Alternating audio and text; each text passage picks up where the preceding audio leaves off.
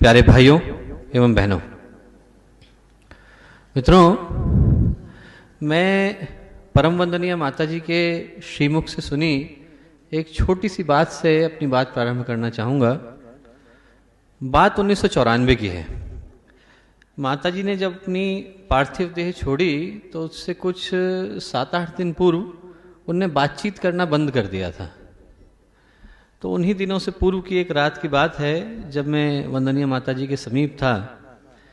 मेरे मन में एक प्रश्न उभरा और कौतूहलवश वो मैंने उनसे किया, और उसका जो उत्तर माता जी ने दिया वो जब भी मुझे याद आता है तो मेरे को अंदर तक से छू जाता है।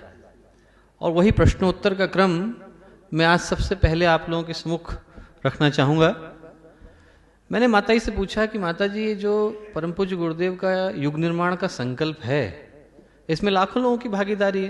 कुछ लोग लौकिक रूप से जुड़े हैं, कुछ अलौकिक रूप से जुड़े हैं, कुछ धरती पर हैं, कुछ धरती के परे हैं। तो इसमें हम सब लोगों की क्या भूमिका है, क्या रोल है? माता जी हंसी और बोली कि बेटा, बिना रोल के तो कोई शांति कुंज में कदम भी नहीं रख सकता। बिना रोल के तो कोई शांति कुंज में कदम भी नहीं रख सकता। और माता जी बोली कि जो युग निर्माण का कार्यक्रम है, ये परम पूज्य गुरुदेव का रंगमंच है। रंगमंच में हर एक का अपना अपना रोल होता है, हर एक पात्र का अपना अपना किरदार होता है, और फिल्म सबकी मेहनत से हिट होती है। चेहरा चाहे सिर्फ हीरो का याद रहे, पर फिल्म सबकी मेहनत से हिट होती है। उसको हिट बनाने के लिए उसका प्रोड्यूसर, उसका डायरेक्टर, उसका लेखक, उसका संगीतकार, उसका सेट बॉय, सब उतनी ही मेहनत करते हैं, चाहे उनको बहुत लोग न भी जानते हों। और मित्रों, आदरणीय माया दीदी परम पूज्य गुरुदेव के रंगमंच की ऐसी ही एक किरदार है। आज जो गुरुदेव की ये फिल्म उनके गीतों और गानों की वजह से हिट होती नजर आती है, इसके पीछे सिर्फ और सिर्फ उनका महत्वपूर्ण योगदान है और कुछ नहीं। आदरणीय माया दीदी, मंगल विजय मामा जी, शशीन्द्र भटनागर मामा जी, लाखन सिंह भदौरिया जी, भाइयों, ये अपने मिशन के, अपने संगठन के नींव के पत्थर हैं। नींव के पत्थर जानते हैं आप? नींव के पत्थरों की कुछ खास बात होती हैं। नींव के पत्थर बाहर चमकते दिखाई नहीं पड़ते। नींव के पत्थरों के ऊपर फूल मालाएं नहीं बरसती। नींव के पत्थरों की तारीफ में कसीदे नहीं पढ़े जाते। नींव के पत्थरों के बिना, नींव के पत्थरों के लिए कोई उनकी शान में कोई दरबार नहीं सजते।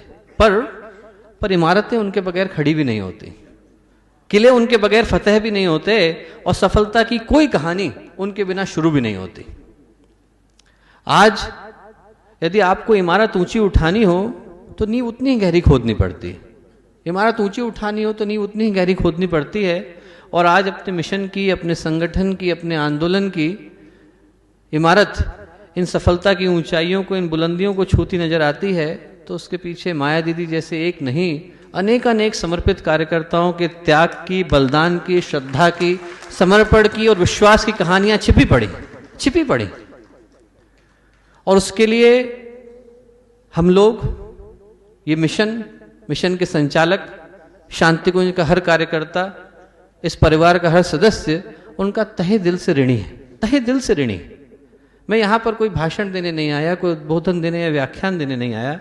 मैं तो सिर्फ गुरुदेव माता जी की ओर से माया दीदी का और इस मिशन के हर समर्पित कार्यकर्ता का ऋण व्यक्त करने आया हूँ।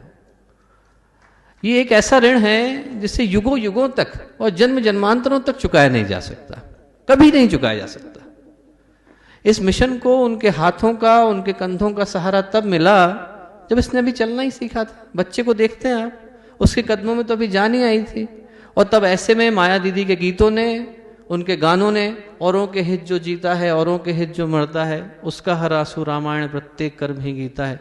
इन गानों ने क्षेत्रों में, कार्यकर्ताओं में और साधारण मनुष्य के अंदर क्रांति ला दी।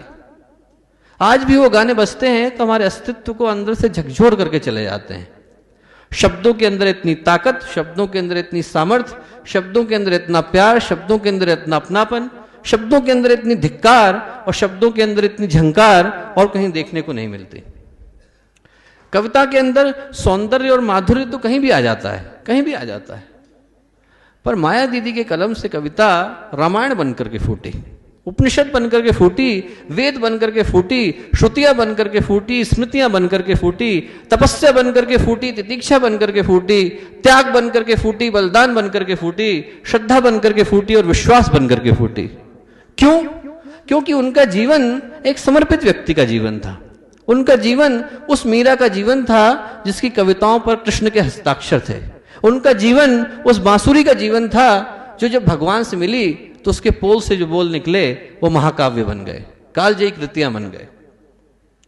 मित्रों, मैंने जब भी माया दीदी को देखा तो गुरुदेव के लिए, उनके लक्ष्य के लिए, उनके उद्देश्य के लिए, उनके विचारों के लिए बेशर्त समर्पित देखा, बेशर्त समर्पित देखा।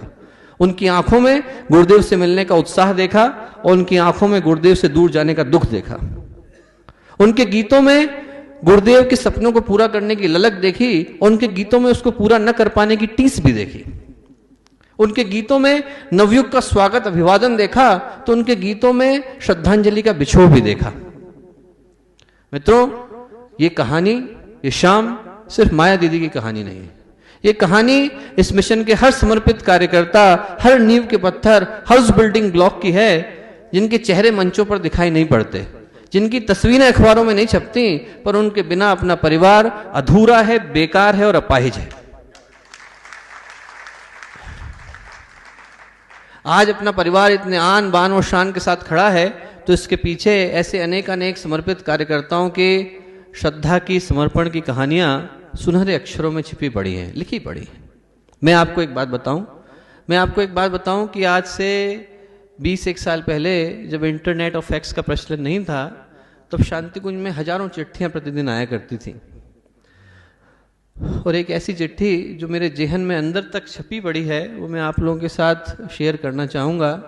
अपने कार्यकर्ता भाई ने माताजी को चिट्ठी लिखी कि माताजी मैं ज़्यादा नहीं कमाता और अगले महीने मेरी बच्ची का जन्मदिन है और जन्मदिन पर वो फ्रॉक मांग रही है, पर मैं समझता हूँ कि शांति कुंज को इस वर्ष पैसों की ज़्यादा ज़रूरत है तो ये पैसे मैं आपको भेज रहा हूँ, फ्रॉक हम अगले साल खरीद लेंगे। मित्रों, अपना मिशन ऐसे त्यागी, ऐसे तपस्वी, ऐसे बलिदानियों के कारण खड़ा हुआ है।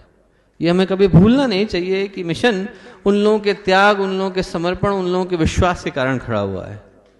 आज की शाम सिर्फ इसलिए महत्वपूर्ण नहीं है क्योंकि हमने माया दीदी के गीतों की संगीत संध्या का आयोजन किया, बल्कि इसलिए भी यादगार है कि हमें याद दिलाती है हर उस समर्पित कार्यकर्ता की जिसने इस मिशन को आज इस ऊंचाइयों तक, इस बुलंदियों तक पहुंचाने में अपना तन लगाया, अपना मन लगाया, अपना धन लगाया, अपना परिवार लगाया, अपनी हर आकांक्षाओं को, अपनी हर अपेक्षाओं को लगाया और ये शाम उन सभी के लिए समर्पित है। मित्रों, मैं अभी माया दीदी की एक कविता यहाँ आप लोगों के समक्ष प्रस्तुत करना चाहूँगा और उसके बाद अपने शब्दों को विराम दूंगा।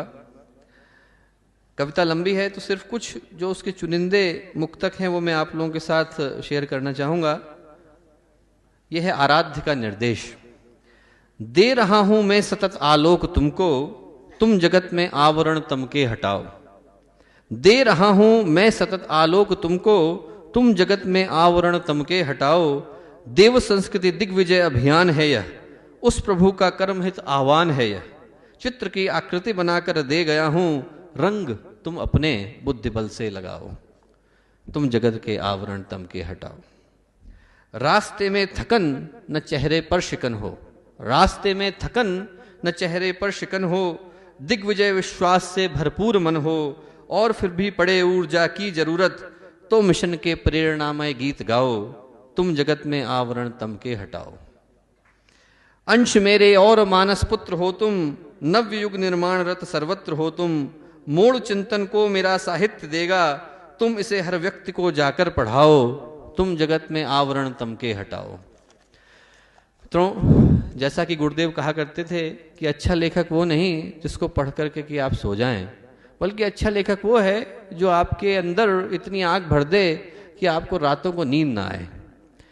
तो मैं आप भगवान से, परम पूज्य गुरुदेव, परम वंदनीय माता जी से, जो मेरा 100% विश्वास है कि हम लोगों के बीच इस वक्त मौजूद हैं, उनसे करबद्ध प्रार्थना करूंगा कि उनके अनुग्रह से, उनकी अनुकंपा से और माया दीदी के गीतों से यहाँ के वातावरण में इतने शोले भर जाएं कि आपका क्षेत्र जो झांसी की रानी की वजह से जाना जाता था, अब माया दीदी की वजह से जाना जाए।